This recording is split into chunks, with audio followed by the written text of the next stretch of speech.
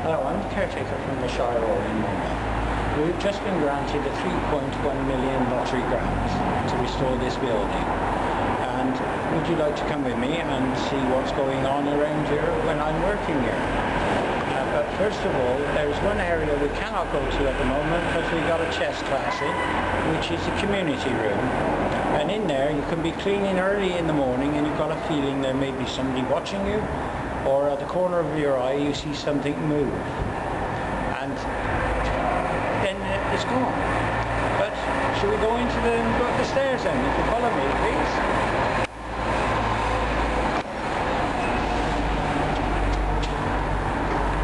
Well, on the way up these stairs, at nights when I've been working here at 10 o'clock at night, I've heard this bell alarm go off, so I come out to investigate. And when I get there and look around, I can't find nothing, nobody in here. It can happen in the evening, late evening, or sometimes in the daytime. When I come to check, there is nothing there at all. So if we go on up here,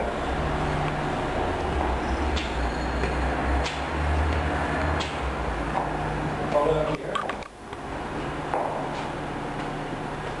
Now we're coming up to the landing where I happened to see the ghost. And what he was, I was stood up there because I just had a phone call, and it was about last year, and I was looking down here. I heard the click of the door behind us, which is here, and when I looked down, I happened to see a pair of legs and a black flowing cloak go behind there. So I came straight down to see what it was, whether it was my imagination or not, but there was nobody there. And nobody will change my opinion, it wasn't a ghost.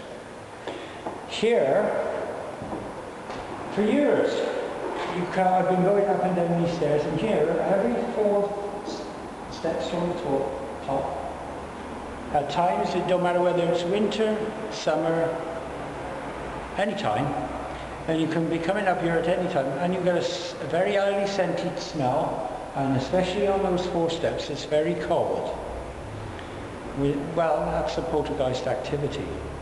So shall we go into the Henry room, or courtroom 1, as Cumbran calls it?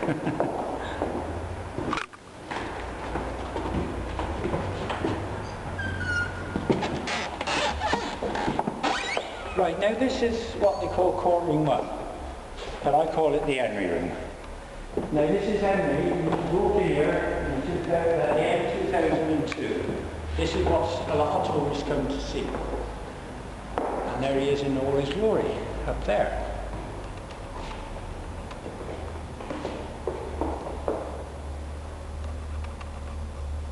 But as you can see, the 4 courtrooms are getting a bit dilapidated as well. And what it is, this courtroom is set up exactly like this magistrate's court is set out like the assizes. And what it was, when we had a person in here, she was a psychic, she picked up on a lot of things, and she said children of 4 was even being sent into prison for stealing apple because they were really hungry. The people in here were in lot of clothes were tattered and very poor. And she said the misery in here was very, you could feel it in the air. She said people were sent to prison for next to nothing. And that's the way it was. And she said what the feeling in here was very down on her. So if we go into the other courtroom, we can see what goes on in there. Do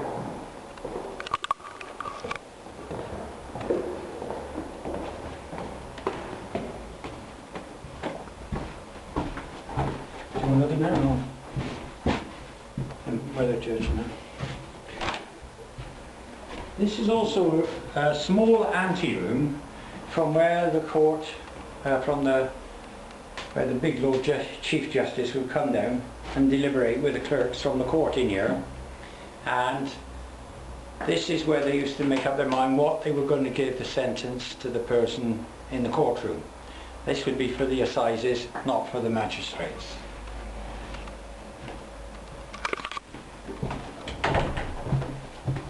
This is the assizes. Now this here is where the charges were sentenced. But before we go into that, here we've had this all authenticated by St. Fagans, and this wood is the original. This has been here since the court was built. That was 1721. Over there, they pointed out, we've never noticed, but things that has gone by, and you think it's quite natural. But when you look at it, over here, they showed us, this seat is where one of the bigwigs would sit. But he was so big, they've had to reinforce it. You can see the size of it. That's the size of 2 children in width. Back down here is behind is the box where the queues would be coming. Now when they were brought up into this box, they were brought from our dungeons, which are still got dirt floors. So you can tell how bad it is. And what it is, they bring them up through a trapdoor, which is now covered, but we're going to open up when the lottery grant is all, when they do it. And they brought up into here, they were put in here. You had a fierce dog and a handler here, and the same that side. Also, at the back, there were soldiers with muskets. There's a bit creepy, something going on in here. And what it is, this is where the Chartists were sentenced. Rose's relative was sitting at that table. When they looked over his shoulder, even before the sentence had been given to the Chartists, he'd had 3 men hanging from the gallows. When the sentence was handed down to them, that they were to be hung, drawn and quartered, a chap that was sat there got up and said he'd do the quartering for them. But they had their sentences commuted, and they were taken from our jail back to Newport, where they were sent by steamer to Tasmania. And really, I will not come in here once it's dark, because it's really something in here you feel more than when in the daylight.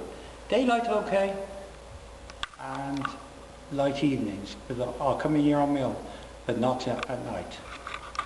There must be something I got fear of it being in here in the night for some reason. I don't know why, but I'll go in here any other time of the day, in the evening, when it's light, of course. Okay?